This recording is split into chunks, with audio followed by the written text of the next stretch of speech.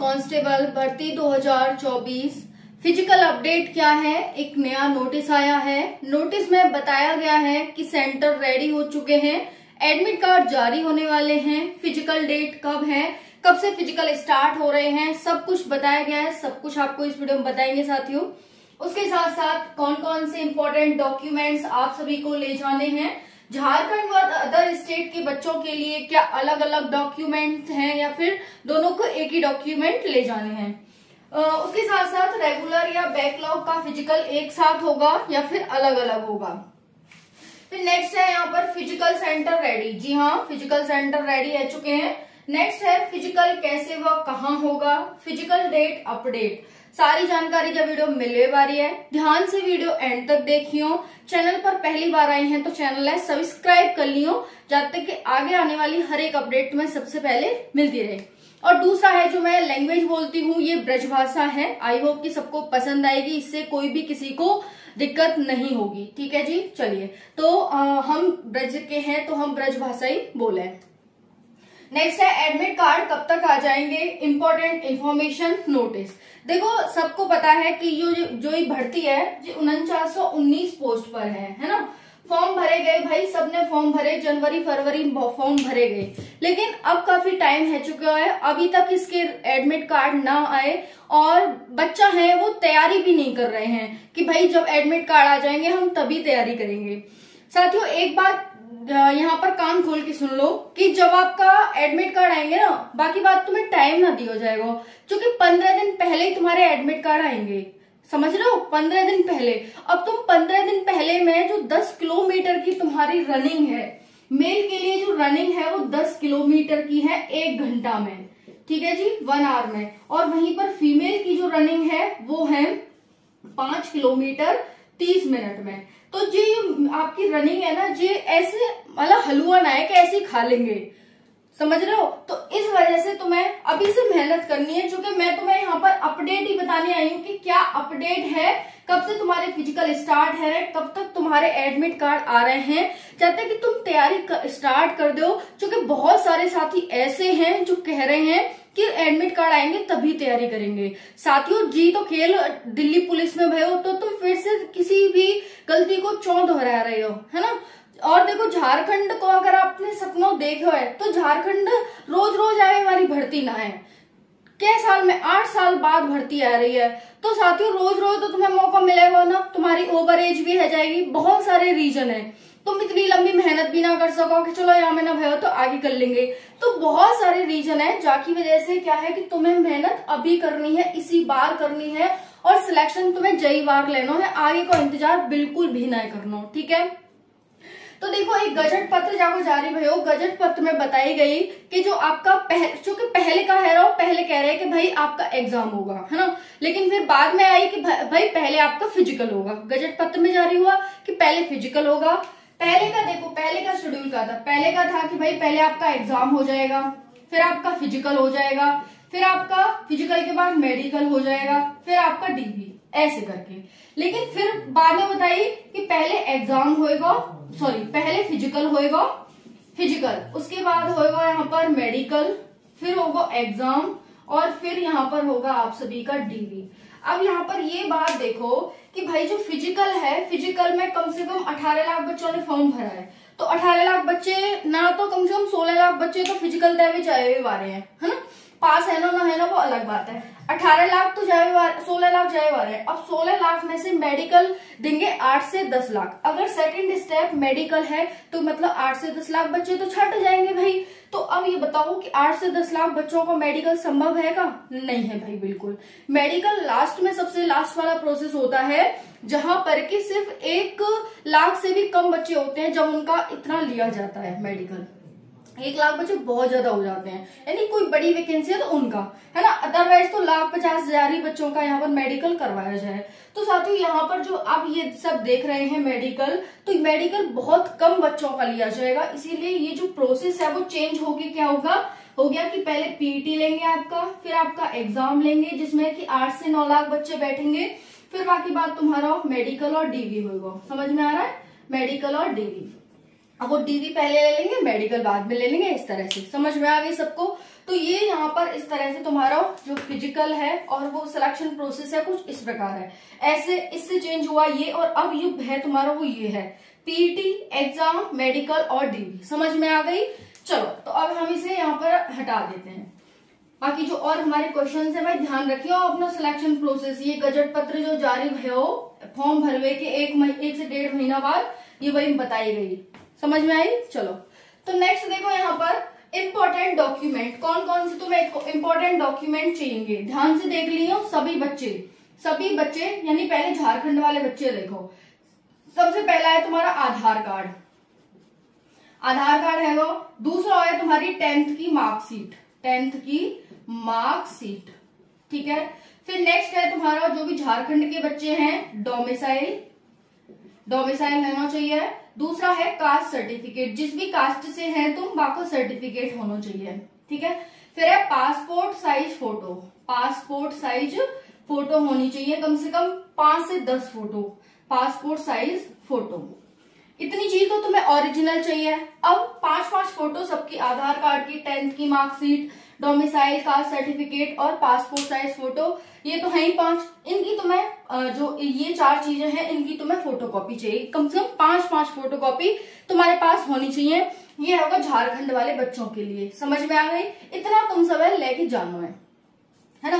अब हम बात कर लें जो अदर स्टेट के बच्चे हैं उन्हें क्या क्या लेके जाना है। अदर स्टेट के बच्चे आधार कार्ड लेके जाएंगे, 10th की मार्कशीट लेके जाएंगे, और फिर उसके बाद क्या लेके जाएंगे, डोमिसाइल लेके जाएंगे कि भाई हम किस स्टेट से हैं ये बताएंगे, ठीक है। डोमिसाइल हो गया। कास्ट सर्टिफिकेट उनका चलना नहीं है, हालांकि लेके जाना है तो ले जाना भले ही, लेकिन तुम्हारा चलना तो है नहीं क्योंकि तुम जनरल में है।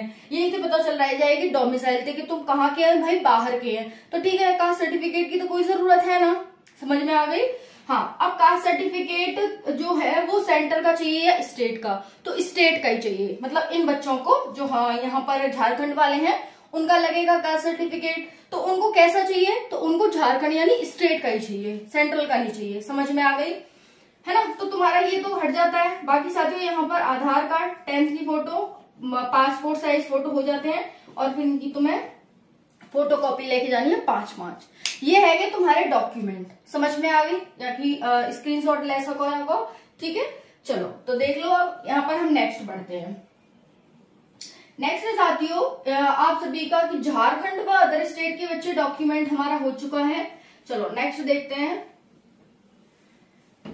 रेगुलर या बैकलॉग का फिजिकल अलग अलग होगा या एक साथ होगा? तो देखो, जो रेगुलर पोस्ट थी और बैकलॉग पोस्ट थी, जिसने भी जिसके लिए भरा है उनका जो फिजिकल होने वाला है वो एक साथ होने वाला है। भाई पहले जो हुआ वो हुआ, ठीक है, लेकिन अब कोई भेदभाव नहीं होगा, दोनों का एक ही साथ होने वाला है।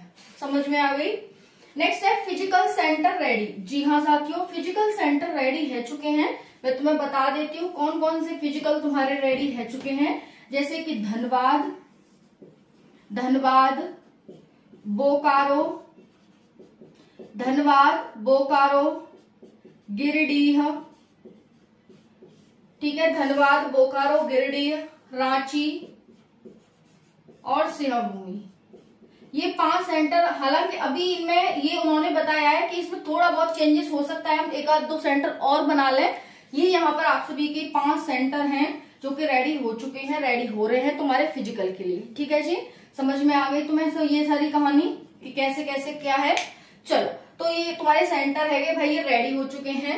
नेक्स्ट है फिजिकल कैसे व कहाँ होगा।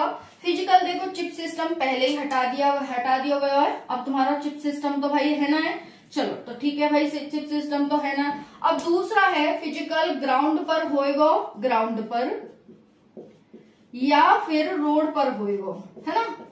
तो साथियों कहाँ होएगा, ग्राउंड पे या फिर रोड पे होएगा। तो देखो आप सभी को जो फिजिकल है ना वो रोड पे होगा, जो कि अभी मैंने बताई तुम्हें कि 18 लाख फॉर्म है, 18 लाख बच्चों को वो कराना, वो ग्राउंड पे पॉसिबल ना है।